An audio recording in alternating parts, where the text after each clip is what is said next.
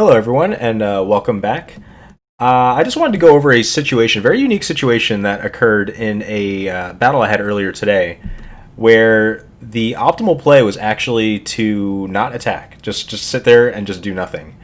Doesn't come up very often, but I wanted to talk about it because a lot of people have mentioned lately that they're annoyed at drop fast attacks, which obviously it's a legitimate gripe.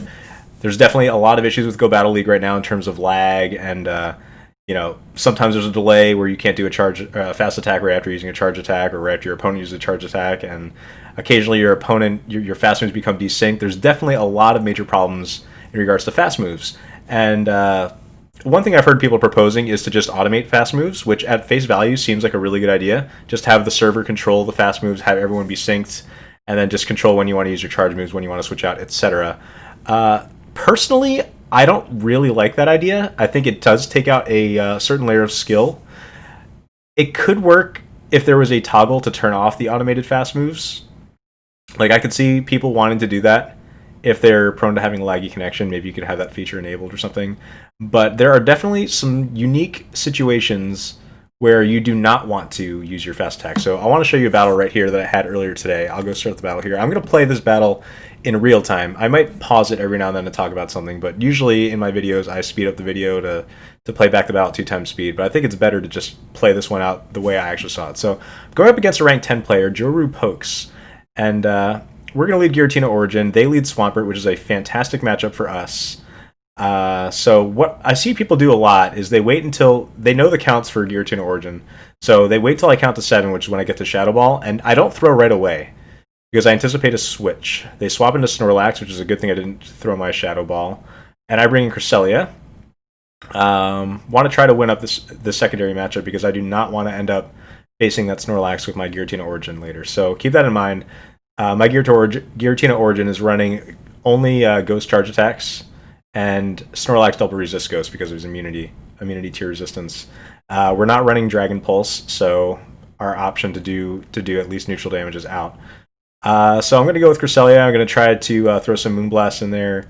Snorlax shields. A lot of times I'll opt to match shields, but in this situation I feel like I need to save my shields for later, so I'm going to actually let these Body Slams go. And I want to try to throw a Future Sight here because usually it's pretty rare that people shield twice. So I throw a Future Sight the second time, anticipating they're not going to shield it, but to my surprise, they actually do double shield. So right now we have a 2-0 shield advantage, and unfortunately we're not going to get to another charge move. So they still have this very healthy Snorlax. So I'm not sure exactly what to do here. I mean, obviously I'm not going to bring in my Giratina Origin. I'm going to bring in my Swampert, anticipating they're going to swap out a Snorlax to preserve it at some point. So they throw a Body Slam. I opt not to shield this because Body Slam does not do that much damage compared to like Hydro Cannon, for example. Their Swampert is loaded on energy. They had 7 Mud Shots in, so they have at least a Hydro Cannon. So I made a slight mistake there by not throwing Hydro Cannon right away to chip at that Snorlax, but I thought they were going to switch out and I wanted to wait to see what happens first. So they switch in their Swampert, and I make a counter switch into Giratina because I need to preserve that Swampert with energy. And here's where I get thinking. I throw a Shadow Ball, and then I realize, wait a second, I'm switch locked in this Giratina now, so if I kill this Swampert, they're going to bring their Snorlax in and farm a ton of energy, and that's going to destroy me. So they end up throwing a charge move, which is fine. I don't shield. I want them to knock my Giratina to low health so that their Snorlax doesn't have a lot of energy, a lot of HP left on this Giratina to farm. So I throw 2 more Shadow Claws. I'm 1 Shadow Claw away from killing the Swampert. And now I sit here and do nothing. And watch this. The battle's going in real time.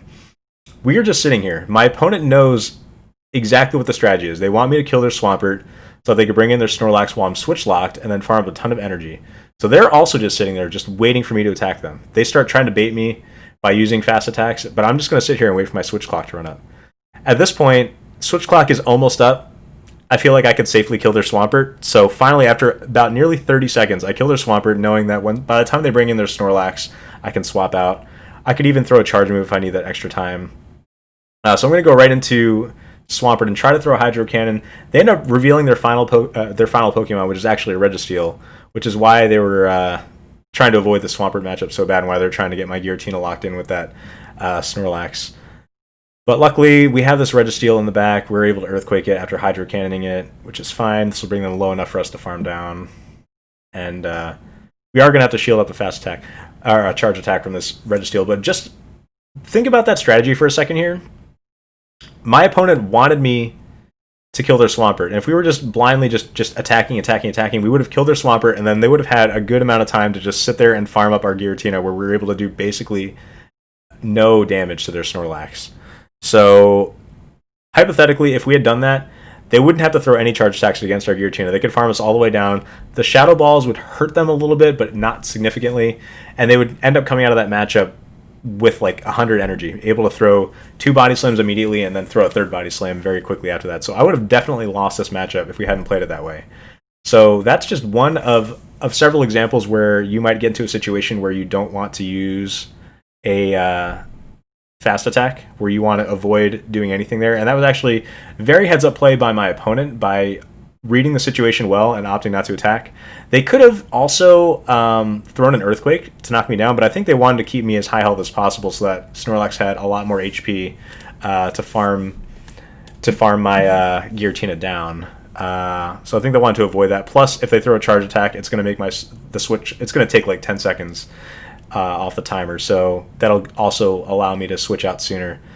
And we ended up not even needing our switch clock at that point, because my opponent realized that the Swampert could sweep their entire rest of their team, and they needed that opportunity to farm up energy on my Giratina in order to have a chance at winning. So that's just one example. There are other examples where you might not want to use a fast attack. There are examples where you want to leave your opponent with more health, knowing that they're going to kill you, so that you can bring in another Pokemon to farm enough energy up to use a fast attack on whatever the next Pokemon is after that. So there's just a lot of things to think about. I'm not sure exactly, like, it would be ideal if Niantic could just fix whatever is causing these fast moves to desync. It seems like ever since Go Battle League's been brought back online, it's been even worse than it was before. Like, there's always going to be issues with using a mobile game and with people playing on Wi-Fi and stuff like that, especially when you have inputs where there's there's one-turn moves that require that take half a second, and there's just going to be definitely some problems with that. But I don't think automating fast moves is the right way to go about it. I'm not sure what a perfect solution is, but I just wanted to go throw this example out there of a situation where you might not want to do that, because I see a lot of people hopping on board with this idea that, oh yeah, just automate the fast moves, and to me, I think that's a big no-no. That's a big mistake that is going to take a lot of the skill out of the game and not allow you to play some of these situations like the one I just showed you right there to a higher level of thinking, I guess. But anyway, I hope you enjoyed the video. If you like the material, I do try to upload Pokemon Go videos at a consistent basis nowadays. I haven't had too many yet, but if you like it, then like the videos, comment, subscribe, etc. I'll try to upload more, and then catch me on my Twitch stream. I stream on Twitch like at least 5 days a week, so we have a lot of fun. Anyway, thank you for watching.